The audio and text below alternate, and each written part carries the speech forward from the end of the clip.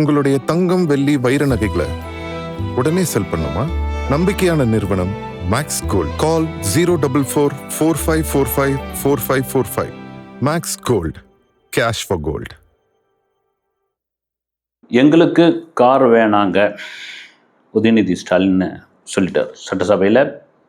எங்களுடைய தலைவர் ஸ்டாலின் அவர்களுடைய அறிவுறுத்தலின் பேரில் 59 சட்டமன்ற உறுப்பினர்களுக்கும் திமுக சட்டமன்ற உறுப்பினர்களுக்கும் அந்த கார் வேணாம்.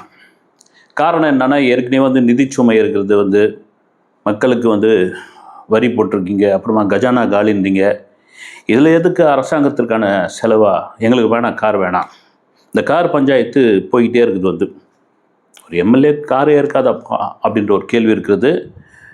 190 எம்எல்ஏக்களுக்கு கார் இருக்கிறது, மற்றவங்களுக்கு கார் இல்லை அப்படின்ற ஒரு பஞ்சாயத்து போயிட்டுருக்கும் பொழுது, எங்களுக்கு வேணாங்க, நாங்கள் எழுதி கொடுத்துட்டோம், அந்த ஃபைலை நான் ஒப்படைச்சிட்டோம் அப்படின்போது ஆதவ அர்ஜுனா எழுந்து பேச ஆரம்பித்தார்.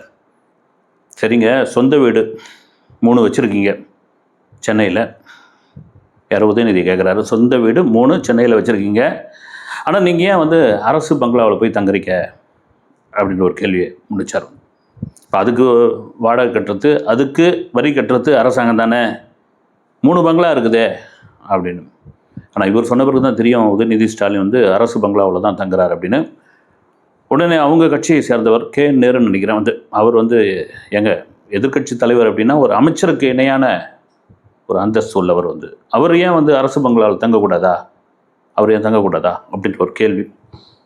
அப்புறமா செந்தில் பாலாஜி சம்மந்தமான விவாதம் வந்தபோது நிர்மல்குமார் கரூர் கம்பெனி அப்படின்னு சொல்ல ஆரம்பித்தார்.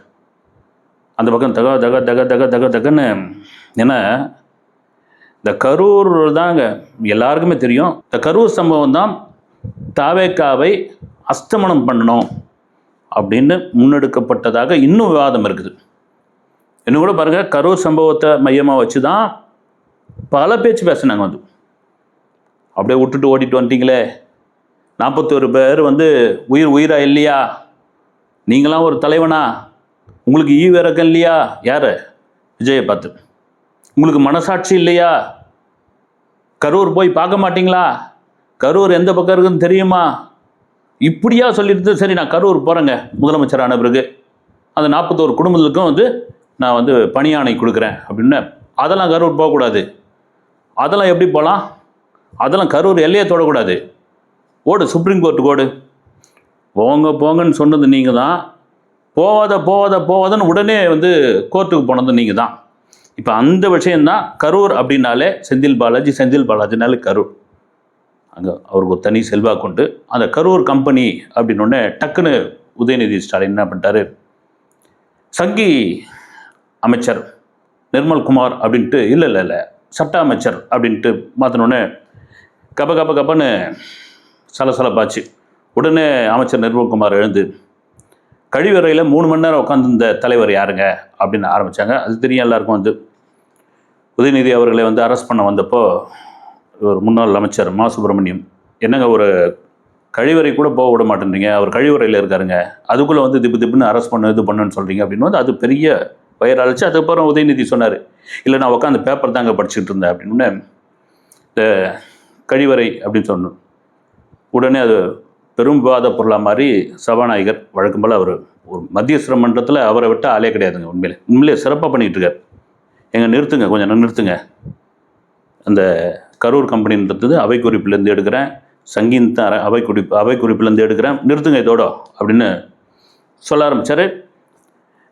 நேற்று முன்தினம் முதலமைச்சர் விஜய், என்கிட்ட 3 ஃபைல் இருக்குது, அந்த 3 ஃபைலை ஓப்பன் பண்ணனா அவ்வளோதான், கதை கந்தல் ஆகிடும், அவ்வளோ ஆதாரத்தோடு இருக்குது. ஏன்னா ஆதாரம் எங்கன்னு எப்போ பார்த்தாலும் கேட்குறீங்க இல்லைங்களா, இருக்குங்க எங்கிட்ட ஆதாரம் இருக்குங்க, என் டேபிளில் இருக்குதுங்க, அது எப்போ திறக்கணுமோ அந்த நேரம் நான் திறந்துருவேன் அப்படின்போது பல பேருடைய விமர்சனம் வேண்டாம் இருந்தேன்னா, ஒரு முதல்வர் கையில் லட்டு மாதிரி ஒரு ஆதாரம் வந்துடுச்சு, கிடச்சிடுச்சு, எதிர்கட்சிகளை சும்மா விரல விட்டு ஆட்ட வேண்டியது தானே, அது எங்கே திறக்காமல் இருக்கார் அப்படின்னு அதுக்கான கால நேரம்னு ஒன்று பார்த்துட்ருக்கு. நாங்கள் அதுக்கான வெயிட் பண்ணிக்கிட்டு இருக்கோம். இது கூட ஒரு வார்த்தை சொன்னதாக கூட சொல்லிட்டு இருந்தாங்க, இடைத்தேர்தலில் பாவம் அவங்களாவது ஜெயிச்சுட்டு போட்டோம் அப்படிங்கிறத வெயிட் பண்ணிட்டு இருக்கேன் அப்படின்னு அந்த அந்த அர்த்தத்தில் சொல்லன்ட்டார் வந்து சிஎம் விஜய். இப்போ என்ன கேட்குறாரு உதயநிதி, அந்த ஃபைல் ஒரு 3 ஃபைல் இருக்குன்னு சொல்லியிருந்தீங்க, அதில் ஆதாரம் இருக்குது, அது எப்போ வேணாலும் ஓப்பன் பண்ணுவேன்றீங்க, பண்ணுங்கள், ஓப்பன் பண்ணுங்கள், ஓப்பன் பண்ணி தான் பாருங்கள், பண்ணிட்டு தான் போங்களேன் அப்படின்னு சொல்கிறதோடு இல்லாமல், ஏன் உங்கள் ஜோசிகார் வந்தால் தான் அது ஓப்பன் பண்ணுவீங்களான்னு ஒரு வார்த்தை விட்டார். எனக்கு ஒன்றுமே புரியலைங்க வந்து ஜோசிகார்னு. சரி, அதுக்கு டக்குன்னு நிர்மல்குமார், அமைச்சர் நிர்மல்குமார் எழுந்து, உங்களுக்கு எந்த மஞ்சள் துண்டு போட சொன்னாரோ ஜோசிகார், அதே ஜோசிகார் தான் எங்களுக்கும் அப்படின்ற மாதிரி. அந்த மஞ்சள் துண்டு தெரியும், கலைஞர் அவர்கள் வந்து மஞ்சள் துண்டு போட்டுக்கிட்டு இருந்தார். அவர் ஜோதிடத்தில் வந்து குருவின் ஆதிக்கம் உள்ளவர்கள், குருவினுடைய செல்வாக்கு உள்ளவர்கள் அந்த மஞ்சள் அந்த வஸ்திரம் அணியணும், அப்புறம் மஞ்சள் சம்மந்தப்பட்ட பொருட்கள் இருக்கணும், அவர் 3ஆம் நம்பர்காரர், இதெல்லாம் உண்டு ஜோசியத்தில் உண்டு வந்து. அப்புறம் முக்கியமான ஒரு விஷயம் வந்து, பல வருடங்களுக்கு முன்னாடியே புட்டபர்த்தி சாய்பாபா மிக பிரபலமானவர். அவர் வந்து கலைஞரை பார்க்கறதுக்காக வந்தார். கோபாலபுரம் இல்லத்துக்கு வந்தபொழுது அது ஒரு பெரிய சலசலப்பாலாம் ஆச்சு. என்னங்க சாமி நாத்திகம் பேசுகிறீங்க, அப்புறமா பெரியார் கொள்கைன்னு பேசுகிறீங்க, இப்போ பார்த்தா புட்டபர்த்தி சாய்பாபா அவர் வராரு, அவர் கையை சுற்றி விபூதி வர வச்சு கொடுக்குறாரு. அது விபூதிலாம் பார்த்திங்கன்னா சாதாரண நிலையில் இருக்கிறவங்க, கட்சியில் இருக்கிறவங்களுக்கு, ரொம்ப முக்கியஸ்தருக்கெல்லாம் வந்து தங்க செயின், தங்க மோதிரம் இதெல்லாம் வர வச்சு கொடுக்குறாரு. அப்புறமா என்னங்க உங்களுடைய என்னது பெரியாரிச கொள்கை, சமூகம், சமூக நீதி, அப்புறம் கடவுள் மறுப்பு, இதெல்லாம் என்னங்க வந்து அப்படின்ற மாதிரி கேள்வியெல்லாம் முன் வச்சுருந்தாங்க. அப்புறம் கடந்த ஆட்சியில் வந்து திருமதி துர்கா ஸ்டாலின் அவர்கள் போகாத கோவிலே கிடையாது வந்து. அவ்வளோ கோவில், அவ்வளோ யாகம், அவ்வளோ பரிகாரம் எல்லாம் பண்ணியிருந்தாங்க. அவங்கவுங்களுக்கான நம்பிக்கை அது. ஆனால் இந்த நேரத்தில் ஜோசிகார் அப்படின்ற ஒரு விஷயத்தை ஏன் எடுத்து பேசணும்? ஜோசிகார் நான் என்ன சொல்கிறேன்னா, ஜோதிடம் என்பதே ஒரு தொழில் தான். நான் இப்போவும் சொல்கிறேன் வந்து, அந்த ரதன் பண்டிட் அவருக்கு அரசு பதவி கொடுத்த பொழுது தேமுதிகவினுடைய எம்எல்ஏ பிரேமலதா விஜயகாந்த் அவர்கள் எப்படி ஒரு ஜோசிகாருக்கு அரசு பதவி கொடுக்கலாம், உங்கள் ஆஸ்தான ஜோதிடருக்கு அப்படின்னு உடனே சிஎம் விஜய் அதை வந்து கேன்சல் பண்ணிட்டார். கேன்சல் பண்ணியிருக்க கூடாதுங்க வந்து. திரும்ப சொல்கிறேன், எல்லாருக்கும் ஒரு தொழில் இருக்குல்ல, ஜோதிடம் ஒரு தொழில் தாங்க. இன்னைக்கு யூடியூப் சேனல் தரங்களேன், எத்தனை ஜோசிகாரங்க உட்காந்து எவ்வளோ வியூஸ் போகுது வந்து. எங்கே வந்து தமிழ் புத்தாண்டுக்கு ஒரு ஜோசியம், ஆங்கில புத்தாண்டுக்கு ஒரு ஜோசியம், மாத ஜோசியம், வார ஜோசியம், நாள் கணக்கில் ஜோசியம், இன்னும் போட்டால் 1 மணி நேரத்துக்கு ஒரு ஜோசியம், இதெல்லாம் வரும்பொழுது அது நம்பிக்கை தான். அது சார்ந்த மக்கள் இருக்கிறாங்க. இன்னொரு தகவல் கூட நான் படித்தேன். தெலுங்கானா முன்னாள் முதலமைச்சர் சந்திரசேகர் ராவ் அவங்களுடைய மகள் கவிதா அவங்க ஒரு கட்சி ஆரம்பிச்சிருக்காங்க. அவங்க வந்து என்ன பண்ணியிருக்காங்க, இவர் நம்ம ரதன் பண்டிட் அவங்கக்கிட்ட ஜோசியம் பார்த்ததாக ஒரு தகவல் வந்து பார்த்துருக்காங்க. என்னுடைய அரசியல் எதிர்காலம் எப்படி இருக்கும், நீங்கள் மட்டும் விஜய் சாருக்கு வந்து குறித்து கொடுத்தீங்க, நீங்கள் சிஎம் ஆகிட்டார், அவர் எங்களுக்கு எப்படி இருக்கும், ஏதா இருக்கும் அப்படின்னு அவர் அந்த இதெல்லாம் பார்த்துருக்கார் பொழுது, ஜோதிட கணக்கெலாம் பார்த்து உங்களுடைய பேரை வந்து முழுசாக வைங்க அப்படின்னு. இதுதான் டாக் இருக்குது. ஏன்னா தொடர்ச்சியாக அவருடைய திரைப்படங்களில் விஜய் விஜய் விஜய் அப்படின்னு போட்டுட்டு வந்தார். முதல்ல இளைய தளபதி விஜய், அதுக்கப்புறம் தளபதி விஜய் இப்படின்னு போட்டுட்டு வந்தவர் இப்போ ஜோசப் சி விஜய் அப்படின்னு போட்டுட்டு இருக்காருன்னா இதுக்கு காரணமே உங்கள் முழு பேரை யூஸ் பண்ணுங்க அப்படின்னு சொன்னதே இவர் தான் அப்படின்னு விட்டாக்க அது அவங்களுடைய நம்பிக்கை. இதை வந்து இன்றைக்கி என்ன சொல்கிறது வந்து, பெரிய அளவில் பகுத்தறிவு பேசுகிறவங்க, கடவுள் மறுப்பு கொள்கை உள்ளவர்கள்லாம் தெரியாமல் சாமி கும்பிட்ட சம்பவங்கள்லாம் உண்டு. அது ரொம்ப டீப்பாக அதுக்குள்ளே போக தேவையில்ல. எதுக்கு சொல்கிறேன்னா, இப்போ பாருங்கள், தவேகா கட்சி அந்த டைட்டிலேயே நான் தான் வச்சேன் அப்படின்னு அது ரதன் பண்டிட் அவர் சொல்லியிருக்கார். அந்த டைட்டில் நான் தாங்க வச்சேன், தமிழக வெற்றி கழகம். இதில் போய் என்ன இருக்குது வந்து, குறித்து கொடுக்கறது தானே. அப்போ நாம் தமிழரை சேர்ந்த ஒரு தம்பி என்ன பண்ணியிருக்காரு, ஒரு பதிவு ஒன்று போட்டிருக்காரு. எங்கள் ஜோசிகாரை வச்சு கட்சியோட பேர் வைக்கிறது, அதுக்கப்புறம் பார்த்திங்கன்னா கொள்கை தலைவர்னு பெரியார், அம்பேத்கர், அஞ்சலி அம்மாள், அண்ணா இவங்கெல்லாம் நீங்கள் லிஸ்ட்டில் சேர்க்கறது என்னங்கய்யா உங்கள் டிசைனு அப்படின்னு அவர் ஒரு கேள்வியை கேட்டிருக்காரு. அவர் வந்து ஒரு பதிவு போட்டிருக்காரு. உடனே தாவேகாவை சேர்ந்த தொண்டர்கள்லாம் போயிட்டு, ஏங்க உங்கள் கட்சியை போய் பாருங்கள், எப்போ பார்த்தாலும் அடுத்த கட்சிக்குள்ளேயே வர வேலையாகி போச்சாமா. எனக்கு அதுதாங்க புரியல. இந்த நாம் தமிழரில் எப்போ பார்த்தாலும் அடுத்த கட்சியே போய் ஏதாவது ஒன்று பண்ணிக்கிட்டு இருக்காங்க வந்து. இதனால் நிறைய ட்ரிகர் ஆகிறீங்க. நீங்கள் வந்து உங்கள் கட்சியை பாருங்கள், உங்கள் கட்சி சம்மந்தமான விஷயங்களை பேசுங்க, உங்கள் கட்சி சம்மந்தமான கொள்கைகளை சொல்லுங்கள், உங்கள் தலைவர் சம்மந்தமான விஷயங்களை கொண்டு போய் சேருங்க. கண்டனம் தெரிவிங்க, ஆர்ப்பாட்டம் பண்ணுங்க, ப்ரெஸ் ரிலீஸ் அனுப்புங்க. அதை விட்டு எப்போ பார்த்தாலும் தாவேக்காவை போட்டு புறாண்டிக்கிட்டே இருக்கிறீங்க. தாவேக்கா தாவேக்கா தாவேக்கா தாவேக்கா. அது ஏன்னு புரியல. அது நல்ல நோஸ் கட் ஒன்று கொடுத்து விட்டாங்க. அதான் நான் திரும்ப சொல்கிறேனே, அது அவரவர்களுடைய விருப்பம். அதில் எந்த வித மாற்று கருத்தும் கிடையாது. ஜோசியை வச்சுக்கிறாங்க, பிடிச்சமான சாமி கும்பிட்டுக்கிறாங்க. இப்போ நீங்கள் ஜோசப் விஜய் அவர் ஒரு கிறிஸ்துவர், கிறிஸ்டின் மிஷினரி தான் இந்த ஆட்சியை நடத்திக்கிட்டு இருக்கு. உலக பாதிரியார்களுடைய கண்ட்ரோலில் தான் சிஎம் விஜய் இருக்கார். இந்த மாதிரியான டாக்லாம் இருக்குது இல்லை. அப்போ எதுக்கு அவர் திருச்செந்தூர் கோயிலுக்கு போனோம்? மூகாம்பிகை கோயிலில் போயிட்டு எதுக்கு இந்த வெள்ளி வாழை ஏதோ ஒன்று அதை கொடுக்கணும்? அவர் இந்து கோயில்களுக்கு ஏன் போனோம்? குறிப்பாக பசுவை இந்துக்கள் ஒரு புனிதமான இதுவாக வணங்குறாங்கன்னு ஏன் சட்டசபையில் பேசணும்? இதில் இவ்வளோ எதுவும் இருக்கு இல்லையா? இதை போயிட்டு என்னென்னா திரும்ப திரும்ப திரும்ப திரும்ப ஒரே இதுவை போட்டு, அதுவும் குறிப்பாக 100 நாள் தாங்க ஆகுது ஆட்சிக்கு 100 நாள் தான் ஆகுது. அந்த 100 நாள் உங்களால் பொறுக்க முடியலன்னா என்ன உங்களுக்கு வைத்தறிச்சல் தெரியவே இல்லைங்க. அதனுடைய காண்டு தான்.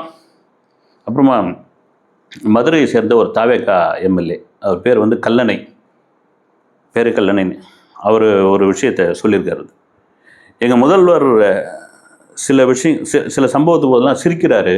ஒரு மாதிரி அவர் சிரிப்பே ஒரு தனி இதுவாக இருக்குது. நாங்கள் அவருக்கு பின்வரிசையில் இருக்கிறோம். அந்த சிரிக்கிறதெல்லாம் எங்களுக்கு தெரிய மாட்டேங்குது. அதனால் ஒரு பெரிய ஸ்க்ரீனில் அந்த சிரிப்பு வரைக்கும் நீங்கள், இல்லைன்னா முதல்வர் வரைக்கும் நீங்கள் அந்த கேமராவில் ஒரு பெரிய ஸ்க்ரீனில் நீங்கள் ஒளிபரப்பணும் அப்படின்னு. ஏன்னா நாங்கள் வீட்டுக்கு போய் டிவியில் பார்த்த பிறகு தான் தெரியுது அந்த சிரிப்புக்காக நாங்கள் ஏங்கி இருக்கிறோம் அப்படின்ற மாதிரி இதெல்லாம் வைக்கிறாங்க. சட்டசபையில் அந்த இது காலகாலமாக இருக்கிறது தான் முதல்வரை போற்றுதல், முதல்வரை புகழுதல், இதெல்லாம் ரொம்ப கம்மி. நீங்கள் கலைஞர் புட்டில், ஜெயலலிதா அம்மையார் புட்டிலாம் பார்த்தீங்கன்னா துதி பாடிக்கிட்டே இருப்பாங்க. துதி பாடிக்கிட்டே இருப்பாங்க. அதுதான் உதயநிதி சொல்கிறார். நீங்கள் நல்லா பேசுவீங்கன்னு பார்த்தா நல்லாவே பாட்டு பாடுறீங்க நீங்கள் அப்படின்னு. பாட்டு பாடுறது எம்ஜிஆருடைய பாடல்கள் தான் பாடுறாங்க. கொடுத்ததெல்லாம் கொடுத்தான், யாருக்காக கொடுத்தான், நிறைய பாட்டெல்லாம் பாடிக்கிட்டு இருக்காங்க. அவங்க என்ன வேறு எதனா சினிமா பாட்டை பாடுறாங்க. இது என்ன எனக்கு சட்டசபையா அல்லது சூப்பர் சிங்கர்ஸா அப்படின்னு அந்த நிகழ்ச்சியா அப்படின்ற அளவுக்கு எனக்கு இதுவாக இருக்குதுன்னு அவர் சொல்கிறார். அந்த வைத்தறிச்சல் தான். இன்றைக்கி கடந்த கால சட்டசபையெல்லாம் பார்த்தீங்கன்னா இதை விட அட்ராசிட்டிலாம் பண்ணியிருக்காங்க, இதை விட அமக்கலெல்லாம் பண்ணியிருக்காங்க. அப்போ லைவ் கிடையாது. இப்போ அதை தான் நீங்கள் உதயநிதி என்ன சொல்கிறாருன்னா, சபாநாயகர் அவர்களே, நீங்கள் சில இதெல்லாம் அவை குறிப்பிலேருந்து நீக்கிறீங்க, ஆனால் அது வீடியோ பதிவாகி சோஷியல் மீடியாவிலையும் யூடியூப் சேனல்கள்லையும் ரீல்ஸாக போடுறாங்க. அதை என்ன பண்ணுறதுன்னா அது தக்க நடவடிக்கை எடுக்கப்படுங்கன்னு. நீங்கள் பார்த்தீங்கன்னா உதயநிதி, அப்புறமா KN நேரு அவர்கள், ஏவா வேலு, இவங்கெல்லாம் இந்த லைவ் அவங்களால தாங்க முடியலன்னு நினைக்கிறேன். இந்த லைவை எப்படியாவது கட் பண்ணி விட்டுருங்க, லைவே வேண்டாம், நேரடியாக சொல்லியா கண்டி எதுக்கு லைவ்ன்றாங்க. அதை இப்போ அமைச்சர் புஷி ஆனந்த் சொன்ன மாதிரி தான்.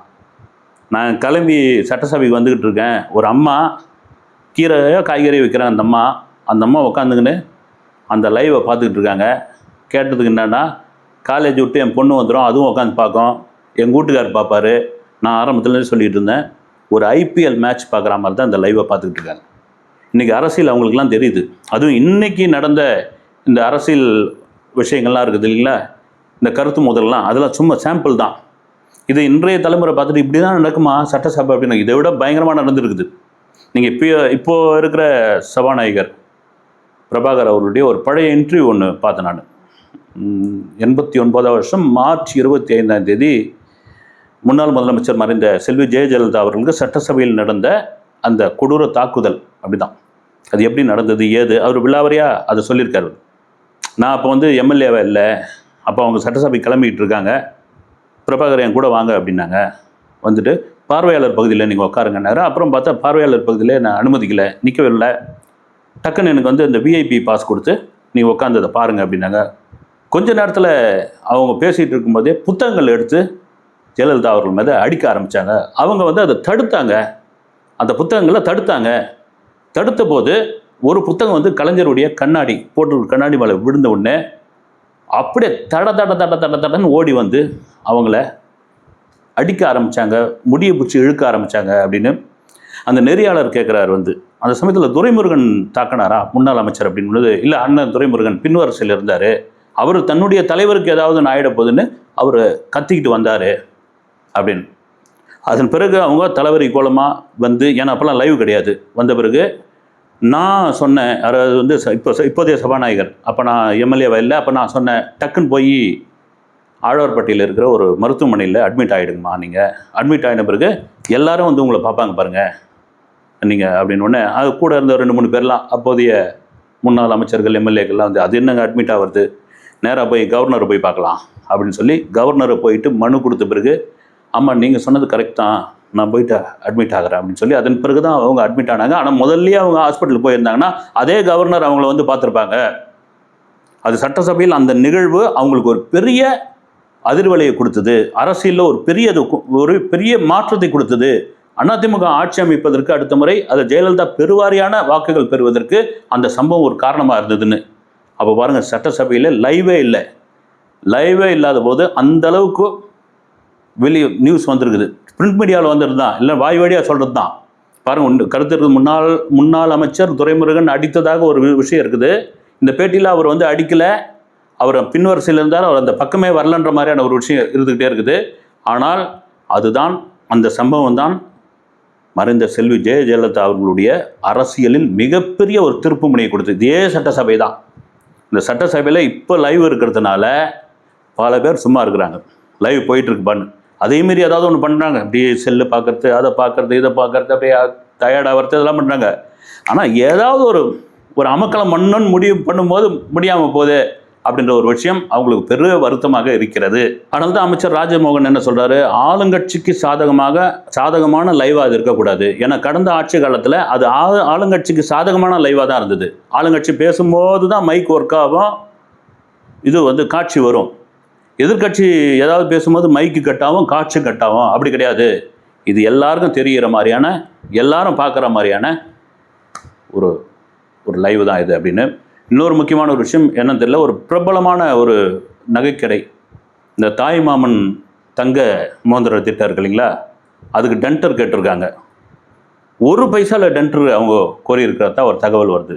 ஒரு பெரிய நிறுவனம் வந்து, என்ன அது 1 பைசா அப்படின்ட்டு எல்லாருக்கும் பெரிய ஆச்சரியமாக இருக்குது. இல்லை ஒரு மோதிரத்துக்கு 1 பைசாவா, ஒட்டு மொத்தமாக 1 பைசாவான்றதை தாண்டி, ஏங்க 1 பைசா போதுங்க, நாங்கள் வந்து மோதிரத்தை கொடுத்துருவோங்க குழந்தைக்கு அப்படின்னா, இதில் என்ன எவ்வளோ பெரிய விளம்பரங்க அந்த நிறுவனத்துக்கு, அந்த நகைக்கடைக்கு.